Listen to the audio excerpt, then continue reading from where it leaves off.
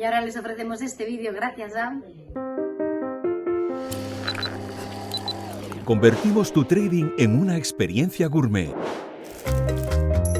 IG, obsesionados con darte la mejor atención al cliente. Pon a tope tu trading con IG. Tenemos ya con nosotros a Fernando Moragón, experto en geopolítica especializado en Rusia, Asia Central y China. Fernando, muy buenas tardes. Buenas tardes, Marta. Bueno, primero de todo quería preguntarte por el tema de Finlandia. Ya es miembro de la OTAN, hay amenazas, un poco me da la sensación por ambos lados. Bueno, Rusia dice que al final pues esto supone una amenaza también para su integridad. Dice que va a reforzar, lo decíamos, lo comentábamos ayer, va a reforzar sus fuerzas militares en el flanco noroeste, es decir, cercano a la frontera con Finlandia. ¿Crees que al final esto va a llegar a mayores o bueno, simplemente va a ser algo de palabrería que no va a tener consecuencias más allá, Fernando? Hombre, nunca se sabe, pero yo creo que en principio sí. Efectivamente, van a reforzar el flanco norte. Ya lo vienen haciendo los rusos desde hace tiempo. Y bueno, la frontera de Finlandia con Rusia lo que tiene es muchos problemas. Una zona con muchos lagos y tal, con lo cual no es una zona de combate fácil, ¿no? Aunque es muy grande en extensión. Yo creo que el principal temor de los rusos es que la OTAN en algún momento determinado pueda introducir misiles de largo alcance, incluso misiles tácticos nucleares. Y ahí es donde va a reforzar, y es la razón por la que, por ejemplo, Bielorrusia va a tener misiles tácticos nucleares rusos. Es decir, justamente para abarcar toda esa zona norte diríamos, del Báltico, en torno al Báltico. Pero por el momento, digamos que la cosa no va a pasar a mayores en el caso de Finlandia, por el momento, pero no olvidemos que Estados Unidos y los británicos especialmente no hacen más que intentar escalar el conflicto para que vaya más, ¿no? Las famosas, que se ha debatido por todos los lados, las famosas municiones de uranio empobrecido. Bueno, pues es una forma de ir escalando o de intentar escalar el conflicto, ¿no?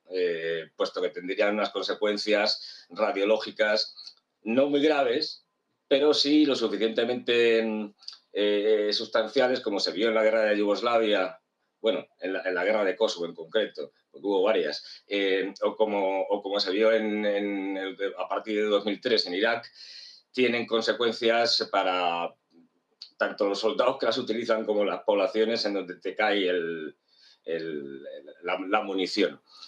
Sería una forma de escalar.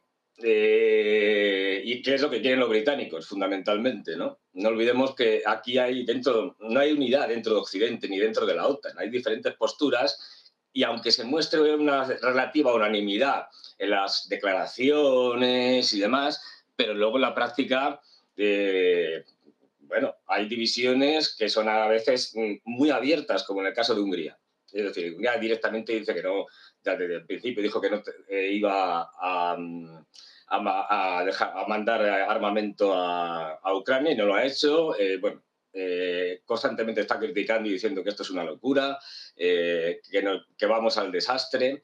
Incluso llegó a decir que el Parlamento Europeo, cosa con la que coincido, es uno de los lugares más corruptos que uno puede encontrar en la geografía mundial de la geopolítica. Es decir, que esto de unanimidades solo de cara a la galería, que dentro hay posturas muy distintas, la francesa o la alemana, que son más moderadas, digamos, y luego la de los polacos, bálticos, británicos, que son mucho más radicales. O sea que la OTAN, en el fondo, como la Unión Europea, se está resquebrajando, como la economía mundial, como bien señalabais. Y como iremos viendo más, según pasa el tiempo y se alarga el conflicto de Ucrania, pues se irá resquebrajando más, porque los intereses no son iguales, es decir, son intereses distintos. Y voy a aprovechar, si te acuerdas, Marta, os dije que os adelantaba una noticia de trascendencia importante. Y es que, y que no ha salido todavía en ningún medio porque no es pública. Hay una empresa que se llama Ajlan and Brothers Holding Group, que es una empresa saudí pública, que es la empresa que se encarga de todo el tema de defensa de Arabia Saudí. Es decir, desde compras de armamento a joint ventures con otras empresas o con la construcción de armamento bajo licencia, por ejemplo. Bueno, pues esta empresa se relaciona con diferentes regiones en el mundo, países, etcétera, creando subsidiarias. Ella tiene una subsidiaria en Estados Unidos, claro, el gran vendedor de armamento a Arabia Saudí histórico, casi podemos decir de toda la vida. Bueno, pues esta subsidiaria, que se llama Scopa Industries Corporation, Arabia Saudí la está cerrando. Es decir, pero lo peor no es solo eso, desde el punto de vista norteamericano, es que está abriendo dos subsidiarias, una en China y otra en Rusia. Es decir, lo que está haciendo Arabia Saudí ahora mismo es la ruptura total con Estados Unidos. La empresa de armamento subsidiaria encargada de relacionarse con las empresas de armamento norteamericanas está cerrando, despidiendo a sus trabajadores y al revés, ha abierto dos subsidiarias, una en China, otra en Rusia. Es decir, esto era parte del trato. Los saudíes le compraban el armamento fundamentalmente a Estados Unidos desde la Primera Guerra del Golfo, por ejemplo, si nos acordamos. Y a partir de ahora, Arabia Saudí, con todos los pasos que está dando y de los que venimos hablando aquí desde hace tiempo, se está colocando claramente del lado chino y ruso. Y no me extrañaría nada que entre en los BRICS, en la próxima cumbre de jefes de Estados de Gobierno, ya está como socio de diálogo en la de Shanghái. Es decir, la ruptura ya se puede decir que está ya hecha. Bueno, por cierto, Fernando, quiero que escuches una cosa que nos tiene que contar nuestro compañero José de la Morena, porque próximamente, de hecho, mañana mismo, el día 5 de abril, se espera que Putin celebre un Consejo de Seguridad y, por cierto, va a asistir Lukashenko, el presidente de Bielorrusia. José de la Morena, buenas tardes. ¿Qué es lo que se espera de ese encuentro? Bueno, lo curioso, y esto Fernando seguro que lo sabe, pero lo curioso de que acuda Lukashenko a ese consejo y que lo haga además de forma personal en Moscú, es que, bueno, sienta un precedente nuevo y casi se da por sumado Bielorrusia casi como provincia anexada a la Rusia de Vladimir Putin, en particular en estos tiempos de guerra, porque para muchos dentro de ese consejo, Vladimir Putin, ya sabéis que en este tipo de consejos no son presenciales para todos, sino que él desde su propio despacho va haciendo, manejando y deshaciendo, y sin embargo tiene programada la visita de Lukashenko para el 5 y el 6 en Moscú, y el 5 pues es bastante probable que participamos, bastante probable no, va a participar en ese consejo y también recibirá instrucciones directamente de Vladimir Putin. No sé si esto es un paso más allá y si habla ya a las claras de la falta de independencia, porque se quiera o porque es lo que hay, pero de la falta de independencia que hay en Bielorrusia, Fernando. A ver, Lukashenko ya viene participando en un montón de actividades, digamos, propias de Rusia. Hay una cosa clara. Rusia no va ahora formalmente a integrar a Bielorrusia dentro de Rusia. Eso no lo va a hacer. Pero sí es obvio de que ahora mismo la presencia de Rusia en Bielorrusia y su influencia y su determinación es fundamental. Lukashenko lo sabe. Es decir, Lukashenko sabe que tiene que apoyarse en Vladimir Putin porque es su única alternativa. Y al mismo tiempo Putin sabe que tiene que integrar de alguna manera a Lukashenko y a Bielorrusia digamos, en esta alianza con el tema de Ucrania y contra la OTAN, etcétera, etcétera. Y de hecho cada vez participa más en reuniones que serían exclusivamente rusas, digamos.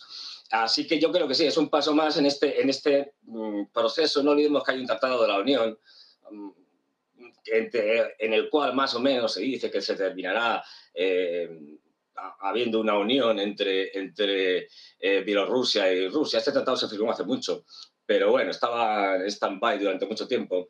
Y ahora, con el tema de la guerra en Ucrania, se ha vuelto a reactivar y es posible que incluso el día que Lukashenko deje de ser presidente o lo que sea, pueda haber una mayor integración y Bielorrusia, aunque mantenga formalmente el estatus de país independiente, pues sea en la práctica, como tú bien dices, pues una provincia más. Pero por el momento le interesa que sea un país independiente, es un voto más en Naciones Unidas, en otros sitios. Quiero decir, no olvidemos que Bielorrusia se va a integrar como Estado miembro de pleno derecho este año en la Organización de Cooperación de Shanghái. Es decir, que al menos formalmente a Rusia le interesa una Bielorrusia independiente, digamos. Pero ya se estaban integrando y ha participado en reuniones como invitado especial, reuniones que eran, pues eso, propiamente rusas.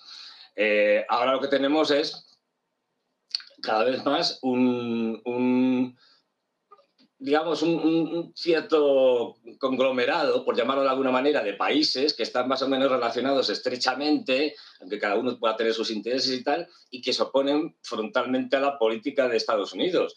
Y esto va desde Bielorrusia y Rusia a China, a Irán o a Corea del Norte. Es decir, por citar los más conocidos, ¿no? Arabia Saudí se está sumando a una velocidad de crucero a estos países, junto con muchos países del Golfo, como Emiratos Árabes, ¿no? Que no olvidemos, ha estado haciéndole, eso lo conocéis bien vosotros, el juego a los rusos, utilizando Emiratos Árabes para comprar y vender un montón de cosas y así evitar las sanciones. Es decir, que cada vez hay más países que se van, de alguna manera, apoyando en este grupo, de digo, heterogéneo, porque no es como la OTAN o la Unión Europea, que son organizaciones más cerradas, más integradas. No, aquí no, pero que se oponen a Estados Unidos y que ya están hablando abiertamente de que van a crear una moneda alternativa, cosa que llevará mucho tiempo, porque no se hacen 2 días. Una moneda alternativa al dólar que termine desplazando al dólar. Es decir, en ese sentido, cada vez vamos a ver más esa ruptura del mundo en 2 bloques y esto va a una velocidad que realmente ni nosotros mismos, de los que nos dedicamos a ver estas cosas, pensábamos que iba a ir tan rápido.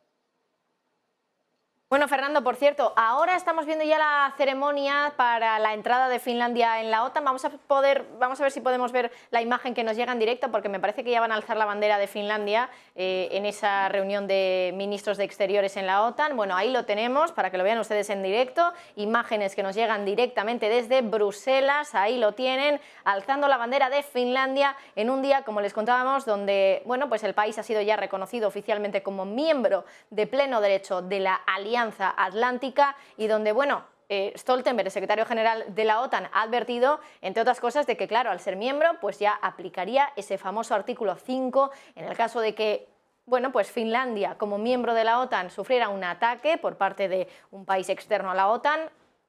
Todos los países de la Alianza Atlántica actuarían. Y bueno, mientras seguimos viendo eso en directo, esa ceremonia donde estamos viendo la bandera de Finlandia, bueno, pues ahí con el resto de banderas de miembros de la Alianza. Fernando, también quería preguntarte por otra cuestión que no tiene tanto que ver con esto de la OTAN, pero sí con Rusia y el acuerdo del grano y de los fertilizantes, porque, por ejemplo, respecto al acuerdo del grano, hemos conocido estos días que hay varios productores que han abandonado Rusia, productores de grano, por ejemplo, Louis Dreyfus, que va a dejar de exportar grano a partir del día 1 de julio, y luego también en el tema de los fertilizantes, tenemos ya algunas informaciones que apuntan a que no se estaría cumpliendo del todo ese acuerdo.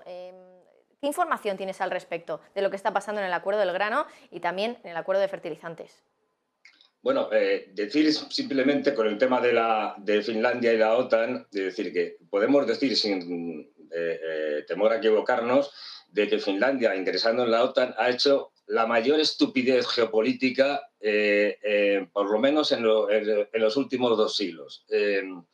Finlandia, que era un país neutral, no tenía problemas, como le pasa ahora mismo a Austria, que sigue siendo un país neutral y que no tiene que enviar armamento ni tiene que seguir los dictados de la OTAN. Es decir, ha hecho la mayor estupidez. Finlandia no ha tenido problemas nunca con la Unión Soviética después de la Segunda Guerra Mundial. Era un país neutral, se llevaba bien con todo el mundo. Ha hecho, yo digo, la mayor estupidez histórica. veremos cómo lo paga, porque lo pagará, ¿eh? Quiero decir, y no tanto porque los rusos vayan a acosarles y tal, sino porque la OTAN se va a meter de cabeza en su territorio y eso le va a poner a un peligro tremendo. Sobre todo si ponen o intentan poner armas tácticas nucleares en Finlandia. Eso sería el fin de Finlandia, directamente. Pero bueno, a lo que me preguntabas, que me enrollo y me voy por otros lados. Yo creo que todo el tema del acuerdo del grano, fertilizantes y tal, ha estado muy manipulado en el sentido de que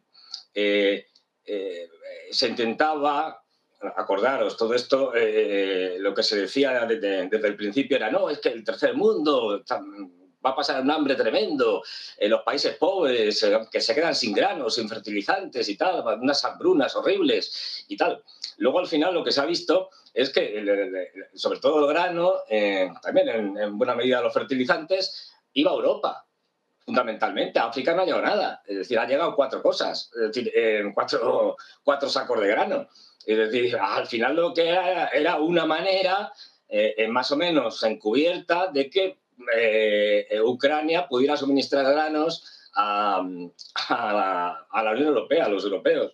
Es decir, que entonces de ahí que haya habido muchas protestas y que al final haya habido tensiones, haya prorrogado creo que por 60 días y que al final, bueno, esto se mantiene porque a pesar de las protestas y tal, le interesan a todos. Es decir, le interesa a Ucrania, le interesa a Rusia, le interesa a Turquía, que es muy importante porque es país de tránsito, es decir, y que controla los estrechos. Y bueno, la cosa puede, pues eso, seguirá dependiendo de cómo la situación en Ucrania, es decir, desde el punto de vista militar, geopolítico, evolucione en estos tiempos. Cada vez el grano va a girar más, eso sí que os puedo decir, va a girar más hacia Oriente, es decir, hacia China, por ejemplo.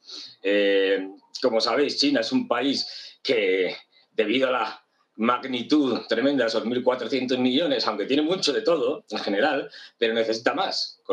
Necesita más gas, más petróleo, más grano también. Con lo cual todo ese grano cada vez va a ir más a países como China.